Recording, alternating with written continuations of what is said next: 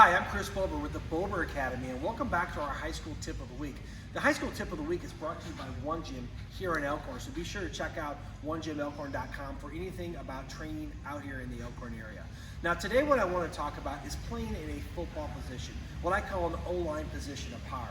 And what I'm seeing as I've watched these high school, we're into the last week of the high school season, I'm seeing a lot of linemen that are on the ground, they're in compromised positions, they're leaning, they're missing their blocks. And most of that comes from the fact that they are not staying in a football position. Now, to understand what is a football position or a position of power, you have to have three elements. Number one is you have to have power.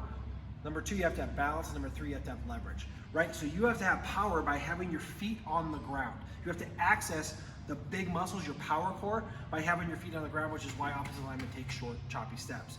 Number two is you have to have leverage, balance, right? So you have to have your feet wide enough so you can play on your insoles and have the balance and stability to not only go move multiple directions, but to not get knocked over or moved around.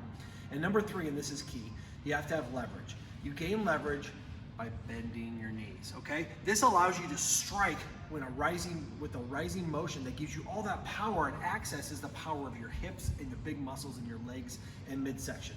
Now, this is a generic O-line position of power. In the run game, it comes with a step forward to strike, lift, and drive. And then in the pass game, it comes with a step back to brace and form a perimeter or a pocket. So the O-line position of power is something that you need to have at all times. So if you go and watch your film, watch your Hall of Film and pause it. How many times are you in this position versus this position or this position, or how many times are you on the ground? So the challenge is to play in this position. If you're not in it, if you're falling down, you're usually taking too big of steps. You're going a little too fast. Offensive line is all about controlled power, right?